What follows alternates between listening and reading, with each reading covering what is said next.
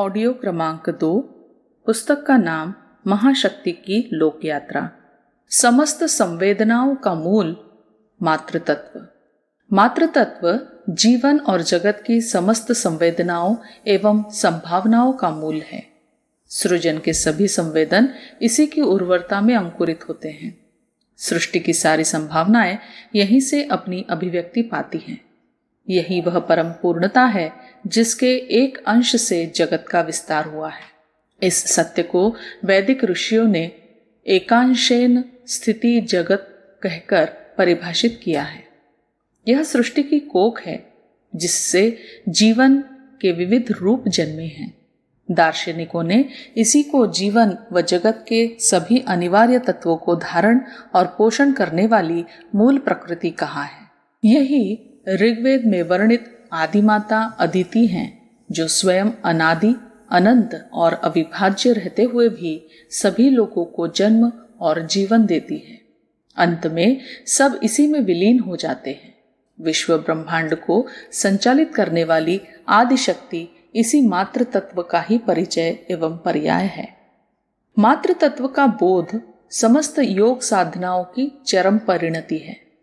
योग के विभिन्न तत्व व प्रकार, विधि और अनुशासन इसी परम पूर्णता को जानने व पाने के लिए है। चित्तवृत्ति निरोध से मातृ तत्व की चित्त शक्ति ही प्रकाशित एवं प्रकट होती है। इसी में साधक को अपने स्वरूप का बोध होने के साथ अनेकानेक यौगिक विभूतियों की प्राप्ति होती है। साधकों की साधना व सिद्धि की आधार भूमि यही है। यही योगियों की कुंडलिनी शक्ति है, जिसके जागरण मात्र से योग साधकों में महाशक्ति की अभिव्यक्ति के अनेकों स्रोत खुल जाते हैं। मातृ तत्व की कृपा से ही योग साधक सक्षम व समर्थ बनता है।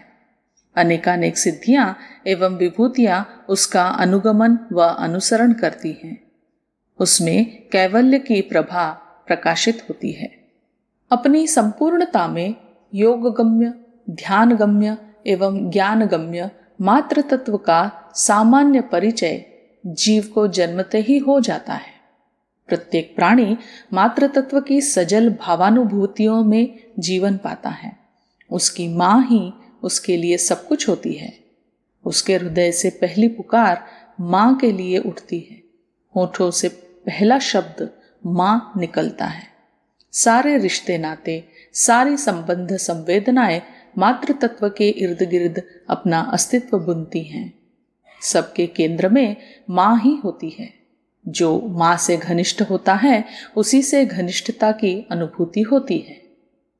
माता के संवेदन विस्तार में जीवन की संवेदनाएं विस्तार पाती हैं। जन्म काल में केवल यही एक जीवन सत्य अपनी संपूर्ण तीव्रता में समूचे अस्तित्व में स्पंदित होता है।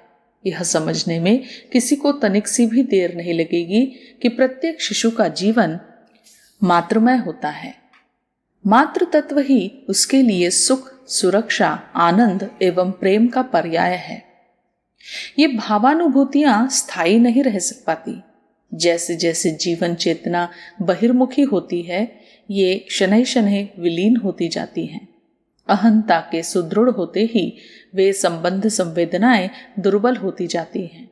जो कभी माता के गर्भ में अपने जीवन को मजबूती से बांधे हुए थी। अहंता और बौद्धिकता जीवन को जन्म देने वाली माता से बिछोह करा देती है। अंश स्वयं को परम पूर्ण समझने का दंभ पाल लेता है। विस्मृति की अचेतनता से जीवन चेतना बुरी तरह घिर जाती है। विद्याः समस्तास्तव देवी, भेदाः स्त्रियाः समस्ताः सकला जगत्सु।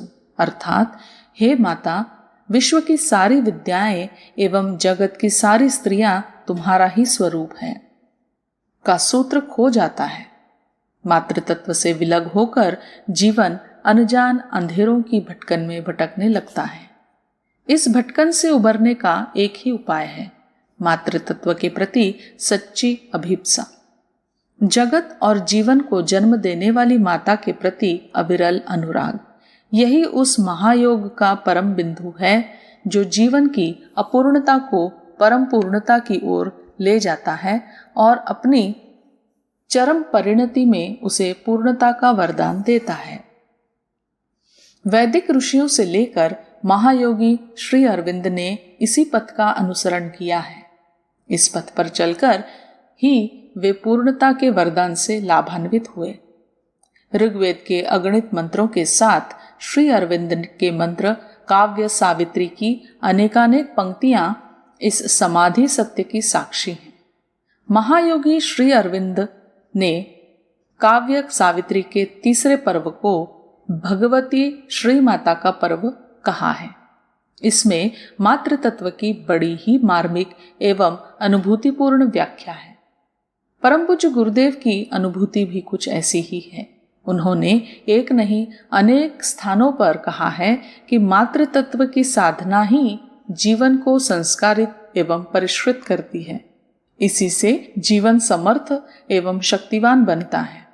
इस संबंध में उन्होंने समय समय पर कुछ विशेष बातें भी बताई।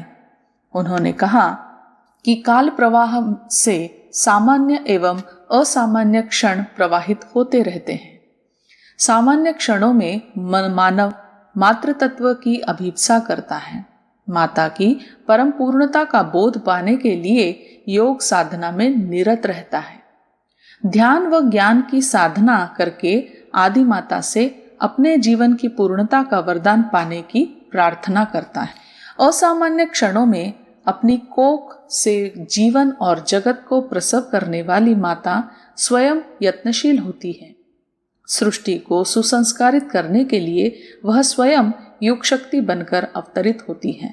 वह अपनी भटकी हुई संतानों को राह दिखाने के लिए आती हैं। उसकी दैवी चेतना मानवीय देह से अभिव्यक्त होती है।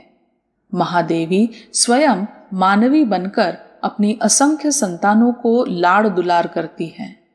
आदिशक्ति युग शक्ति का रूप धारण कर सतपथ का प्रवर्तन करती है। जगन माता किसी संकेत, इंगित अथवा आदेश से नहीं, बल्कि स्वयं जीवन के सभी आयामों को जीकर तत्व और सत्य का बोध कराती है। अपने बच्चों को अंगुली पकड़कर जीवन जीने की कला सिखाती है। सृष्टि के इतिहास में ये क्षण बड़े ही महिमामय होते हैं। अगणित आकुल क्षणों की पुकार का उत्तर देने के लिए करुणामयी माता अवतार लेने के लिए संकल्पित होती है। बड़ा ही भाग्यवान होता है वह देश, धरा का वह आंचल जिसे आदि जननी अपनी लीला भूमि के रूप में चुनती है। बड़े ही पुण्यशाली होते हैं वे लोग जो किसी भी रूप में उनके स्वजन एवं परिजन बनते हैं। इस सबसे भी कहीं अधिक धन्य वे होते हैं जो भक्ति से उफनते अपने हृदयों को माता के चरणों में उंडेलकर मातृ तत्व का अर्चन वंदन करते हैं। वे भी कम पुण्यवान नहीं होते जो दिव्य जननी की लीला कथा का स्मरण, चिंतन एवं अवगाहन करते हुए उनके ज्योतिर्मय चेतना से एकात्म होने की साधना करते हैं। साधना के भावपूर्ण स्वरों का उत्तर देने के लिए ही तो भावमयी माता भगवती अवतार लेती हैं।